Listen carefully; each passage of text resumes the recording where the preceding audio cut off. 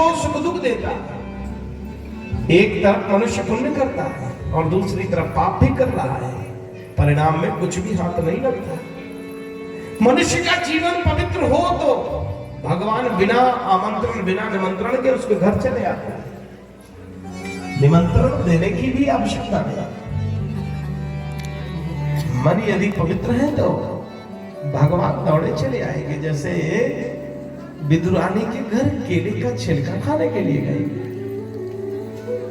भिलनी के घर बेर खाने के लिए गए। मनुष्य का बड़ा दोष यह है कि वह सदा स्वयं को निर्दोष समझता है। मनुष्य का दोष क्या है कि वो अपने आप को निर्दोष समझता है, यही उसका दोष है।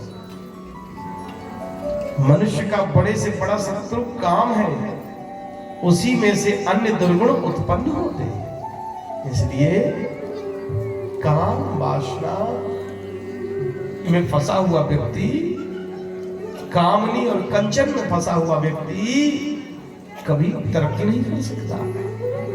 मनुष्य का शत्रु, सबसे बड़ा शत्रु काम ही तो है।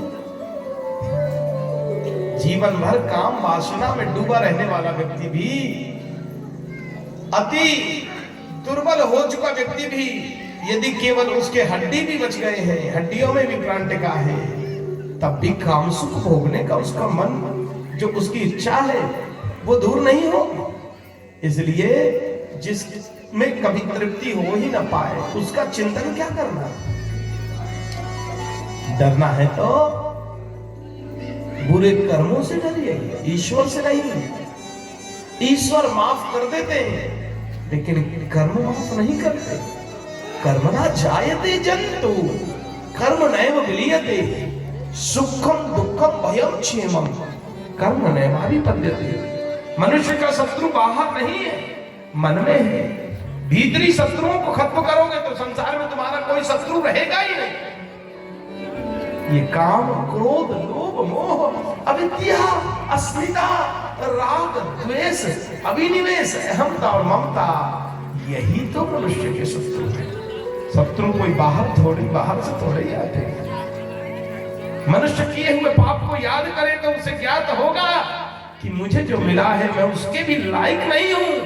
भगवान योग्यता से अधिक देते हैं। योग्यता से आप विचार करके देखें कि जितना भगवान ने आपको दिया है उसके लायक भी आप नहीं थे, तब भी आपकी योग्यता से बढ़कर भगवान ने दिया है। संतुष्ट रहने का प्रयास करें। और जैसे घर को सजाते हैं, अपने शरीर में क्रीम पाउडर लगाकर, आभूषण वस्त्र पहनकर अपने शरीर को सजाते हैं, ऐसे भजन करके, सुमिरन करके, राधा नाम सुमिरन करके और अपने मन को सजाने का प्रयास करिए, तो हृदय में शांति भी रहेगी, बेचैनी नहीं रहेगी और विश्वास बढ़ता चला जाएगा ईश्वर के ऊपर, और कोई काम आपका बिगड़ेगा नहीं, बनता चला जाएगा। मनुष्य के जन्म से पहले उसका कोई संबंधी नहीं था, मरने के बाद भी उसका कोई संबंधी नहीं रहेगा। इसके बावजूद भी मनुष्य जीवन पर्यंत रिश्तों में, घर में और जंजाल में फंसा रहे। जिसे घर अपना कहते हो वो घर भर कुछ नहीं दे रहा, याद कर लीजिएगा। जिसे घर अपना कहते हो वो घर भर कुछ नहीं दे रहा। गले में होगी घर घर घर तेरे, घर से कुछ हो तेरा। हवेली हंस के कहती है, दुकान धुलकार देती है, न मैं तेरी न तू मेरा, न मैं तेरी न तू मेरा। उलझी है जिनकी जिंदगी सवालात की तरह, उनको हयात लगती है हवालात की तरह। अरे दुनिया है मतलब ही तो गैरों की बात क्या, अपने भी बदलते हैं हालात की तरह, अपने भी। इसलिए अनन्य ममता विष्णु ममता प्रेम संगता भाव सहीव शांतरात्मा बुधई प्रेमानि गद्यते। जैसी ममता संसार से करते हैं वैसा भगवान से कर ले तो बेड़ा पार हो जाएगा। राधा राधा मनुष्य को अंतिम श्वास तक मन के ऊपर विश्वास नहीं करना चाहिए, क्योंकि मन तो दगाबाज है। मन के मारे बन गए, मन के मारे बन गए, मस्ती माँ, कह कबीर मन लाल जी, यह कहीं ठहरत ना। कह कबीर मन लाल जी, यह कहीं ठहरत ना। तो मनुष्य को अंतिम श्वास तक मन के ऊपर विश्वास नहीं करना चाहिए, क्योंकि मन तो चंचल है। मनुष्य को एक दिन में 21,000 श्वास लेने पड़ते हैं, अतः प्रत्येक श्वास में भगवान का नाम लीजिए। श्वास श्वास पर कृष्ण भजी, धृता श्वास जन खोए, ना जाने या श्वास की आवन हो या न हो,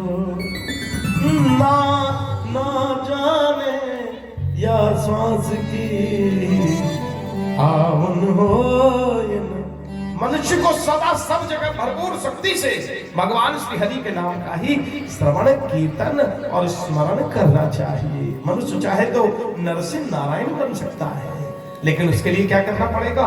कर्म ना जायते जंतु कर्मणैव विलीयते, सुखम दुःखम भयम क्षेमम कर्मणैवाभिपद्यते। है ना? उसके लिए कर्म करना पड़ा, सत्कर्म करना पड़ा। मनुष्य जब अभिमान में होता है तो वह कर्कश वाणी बोलता है, उसका असर सबसे बुरा मन पर पड़ता है। मेरे भाई बहन, और मन को ठाकुर जी में लगा दोगे तो फिर ऐसा अभिमान होगा ही नहीं, है ना मेरे भाई बहन। मनुष्य जब तक क्रोध विहीन नहीं होता तब तक उसका उद्धार नहीं हो सकता। इसलिए क्रोध भी आपका सबसे बड़ा शत्रु है, बहुत बड़ा शत्रु है क्रोध। ध्यान दीजिए, मनुष्य जब निर्मल होता है तब उसके मन में पाप और विकार आते। मेरे भाई बहन, पाप और विकार आते हैं। ध्यान दे, मनुष्य जीवन का विलासी होना ज्ञान के नटकने का कारण है। भोगी और विलासी जीवन होगा तो वो रोगी भी हो जाएगा और भांति भांति प्रकार की समस्याओं में भी घिर जाएगा। इसलिए मन की तरंग मार लो, बस हो गया वजन, आदत बुरी संभाल लो, बस हो गया वजन। मन की तरंग मार लो, बस हो गया वजन, की तरंग मार लो, बस हो गया वजन। आदत बुरी संभाल लो, आदत बुरी संभाल लो, बस हो गया वजन। मन की तरंग मार लो, बस हो गया वजन। मन की तरंग मार लो, बस हो गया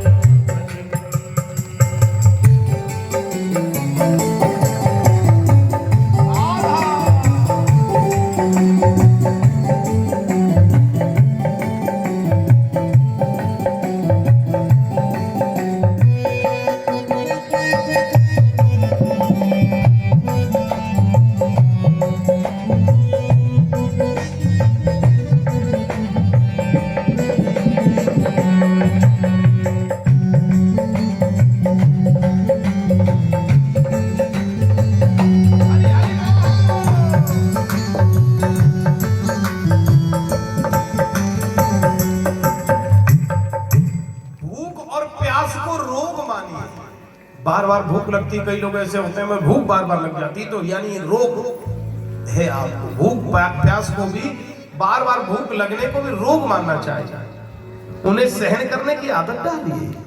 भूतकाल का विचार करने वाले पर भूत सवार ऐसा मानना मेरे भाई बहन, भूतकाल का विचार करने से कोई लाभ नहीं।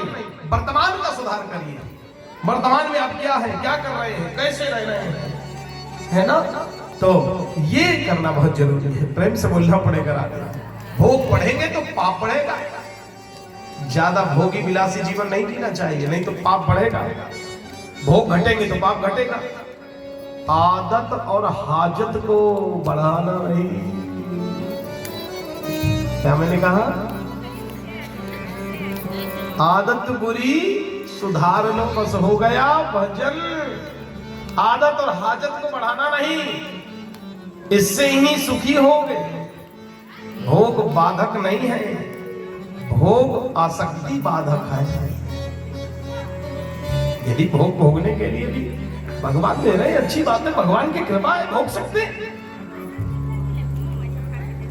लेकिन भोग के प्रति आसक्ति हो जाएगी तो आप अपने कंफर्ट जोन से बाहर, अपने घर के जो कंफर्ट जोन है उससे बाहर आप निकल ही नहीं पाएंगे और कर्म करने से चूक जाएंगे। कर्म प्रधान विश्व रचि राखा, जो जैसे करहि सो तस फल चाखा। तो कर्म नहीं कर पाएंगे। जीवन क्या है? खांड प्रस्थ है। इसे इंद्रप्रस्थ बनाना है तो पुरुषार्थ करना पड़ेगा। और जब आप कंफर्ट जोन से बाहर निकलेंगे ही नहीं, कर्म करेंगे ही नहीं, पुरुषार्थ करेंगे ही नहीं, तो आगे कैसे बढ़ेंगे? तीन ही बातों के तहत दुनिया के सारे काम होते हैं: इच्छा, कर्म और भगवान की कृपा। आपकी इच्छा होगी, कर्म करेंगे, भगवान की कृपा होगी तो आगे भी बढ़ेंगे। तीन बातों का ध्यान रखना। जिसे अपनी बात ठीक से कहना आ जाए, हर परिस्थिति में रहना आ जाए और जरूरत पड़ने पर सहना आ जाए, उसे आगे बढ़ने से कोई नहीं रोक सकता।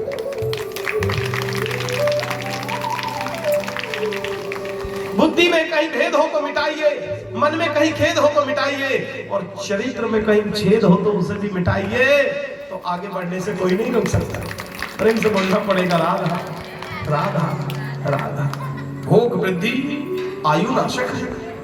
ज्यादा भोग में, विलास में फंसे रहोगे तो जीवन यानी आयु भी घट जाएगी, कम हो जाएगी। इसलिए जरूरी नहीं उसमें फंसने की। भोग में क्षणिक सुख है और त्याग में स्थायी आनंद है। भोग में क्या है? भोग में क्षणिक सुख है और त्याग में स्थायी आनंद है।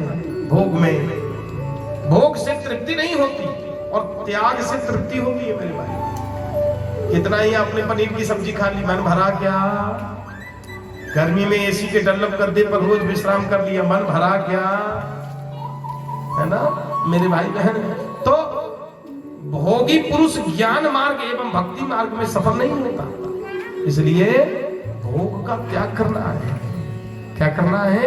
भगवान का भजन करना। भोजन शुद्ध और सादा हो तो देह में सद्गुण बढ़ते हैं। इसलिए ज्यादा चटपटा मसालेदार ऐसा नहीं हो कि कहीं खड़े हो गए और फुल्की खा रहे हैं, यानी क्या कहते हैं उसे, गोलगप्पे दबाने लगे, जहां खड़े हो गए वहीं। तो भैया वो जरा सूंठ वाला बना के ऐसा नहीं करना। जहां खड़े हो गए वहीं चाउमीन और बर्गर चापना चालू कर दिए, ठीक बात नहीं है ना? सद्गुणों से सहन शक्ति बढ़ती है और बुद्धि स्थिर रहती है ना? इसलिए एक मंत्र दे रहा हूं आपको, जो महामंत्र है, और उसका जप करिए निरंतर। देखिए कितनी शांति रहेगी आपको। दोनों हाथ ऊपर करिए, यही मंत्र बता रहा हूं आपको। हरे कृष्ण कृष्ण कृष्ण हरे हरे, हरे राम राम राम हरे हरे। अब आप बोलिए जोर से, हरे कृष्ण कृष्ण कृष्ण हरे हरे, हरे राम राम राम हरे हरे। मन को एकाग्र करके एकांत में रहो और ईश्वर का भजन करिए, पूजन करिए, इस मंत्र का जप करिए। देखिए आपके जीवन से समस्या अपने आप दूर भागती चली जाएगी और जीवन में आनंद ही आनंद की वर्षा होगी।